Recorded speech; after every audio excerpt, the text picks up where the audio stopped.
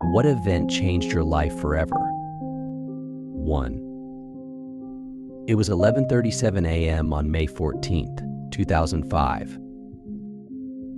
I made the decision to go to a party instead of a baseball game. I promised my sister I'd go, but I forgot, which led to me going to the party in a bad mood. Mind you, I really wanted to go to the game.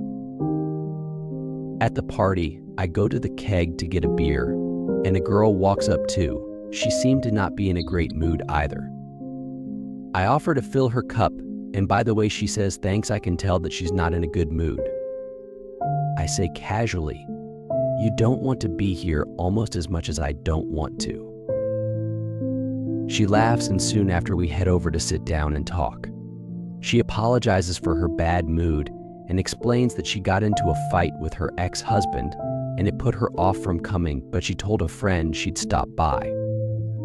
My sister comes up and says, "You two met." It soon clicked that she set us up. We spent the day at the party together, went out with her friends that evening, and went to watch a baseball game the next day. Unsurprisingly, we spent every day together. 6 months later, we moved in together. After 2 more, we got married, and 3 years after that had a son. Exactly 10 years to the day we met, we filed for divorce. For quite a while, I was worse off in every single way, and I think the only thing that kept me going was my son. I honestly should have gone to the game. 2. My second open heart surgery, where they had to replace a valve. My parents had to choose between a pig valve or a mechanical one. One would eventually wear out and need to be replaced in the future. The other would stick with me my whole life, or at least until they find a way to clone body parts using our cells or DNA. Now I'm on blood thinners and have a constant ticking noise I almost always hear going off inside me. It's been over a decade, but the ticking has yet to fully become just normal background noise I don't pick up on in moments of silence. 3. My DVT or PE. It stands for deep vein thrombosis DVT, which is a condition in which a blood clot develops in the deep veins, usually in the lower extremities.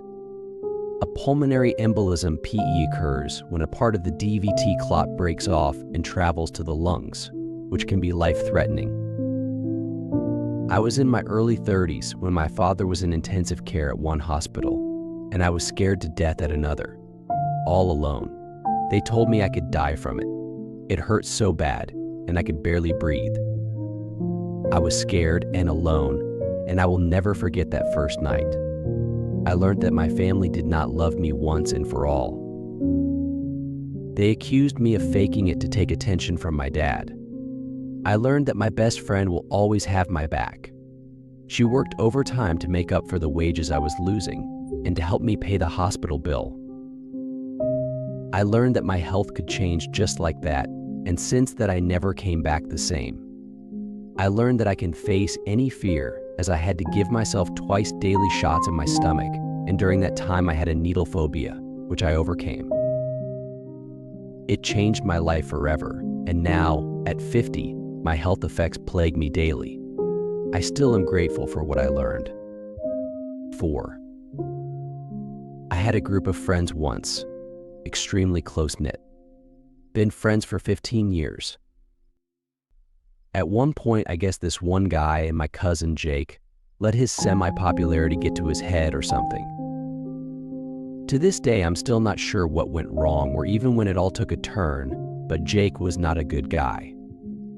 Unknown to me at the time, he was emotionally manipulating me and people for years. However, with me, I was special in a way because after 15 years, I was the only person left of what he called the golden days, so my emotional manipulation turned into emotional abuse. One night, he really screwed me over at a party. I slept in my car and later drove home, probably still even drunk in the morning. After that, took a long, good look at my life. Thanks to Jake, I turned into someone I didn't want to be.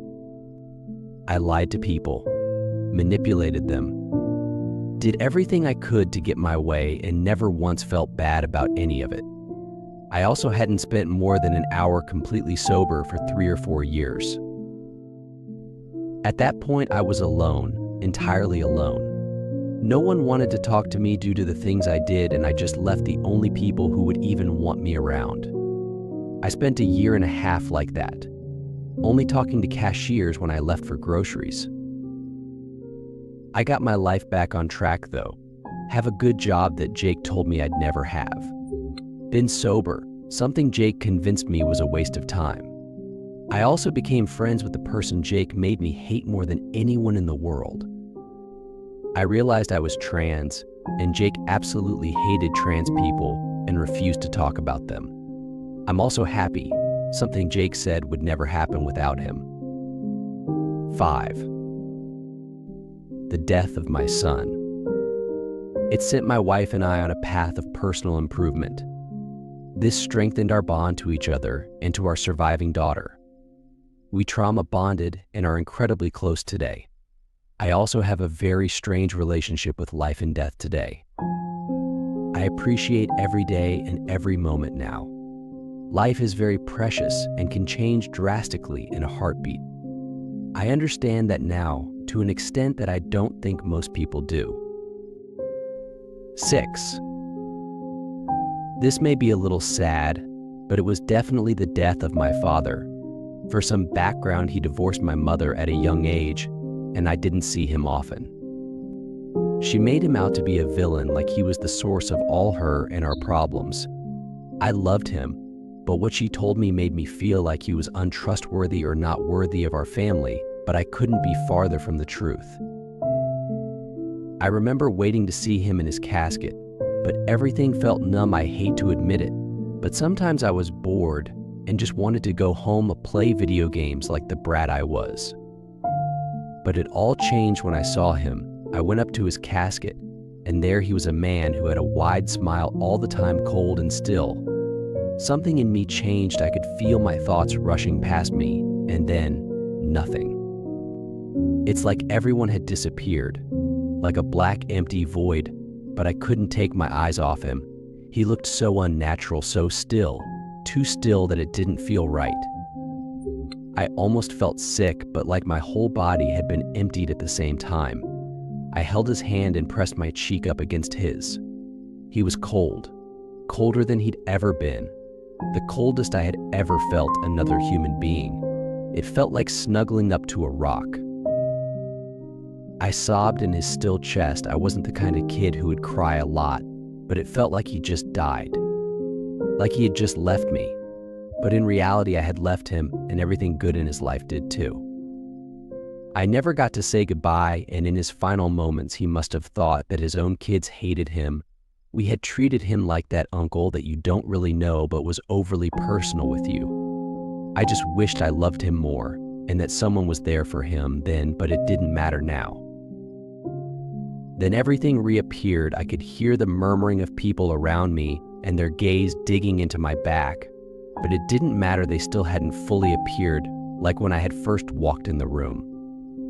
And then he went into the kiln. My eyes hadn't left the casket even once. Then my thoughts came back, wondering about ashes or whatever, but a part of me knew I was just trying to distract myself.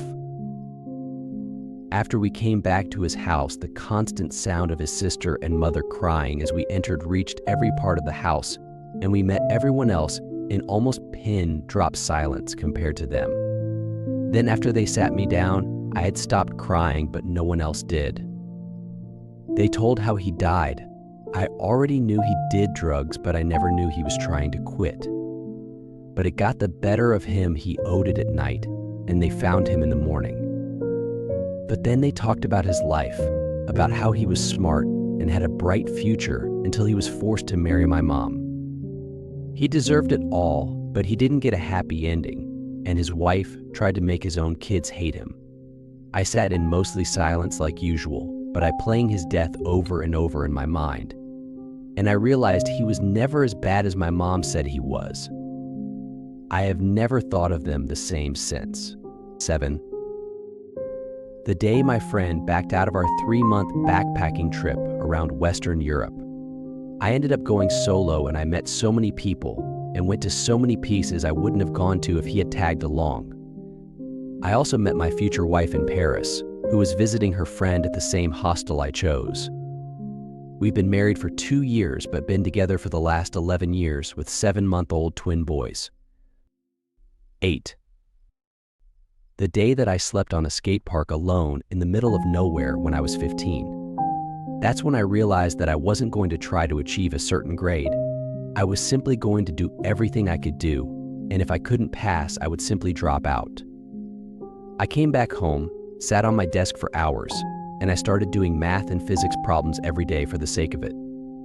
I went to a psychologist with the only money I had, and she gave me a prescription for ADHD meds. 2 years later, I'm about to graduate high school with A levels. I've realized that the only limit is your perception of what's difficult.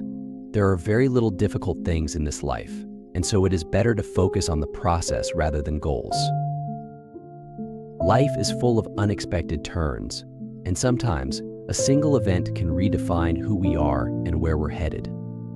Whether it's a moment of triumph, a challenging setback, or a chance encounter, these experiences shape our path and often lead us to unexpected growth.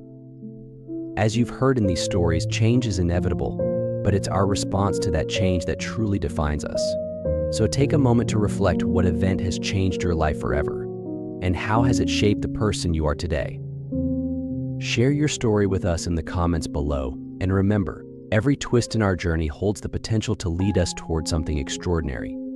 Thank you for watching, and until next time, stay curious and keep exploring your own story.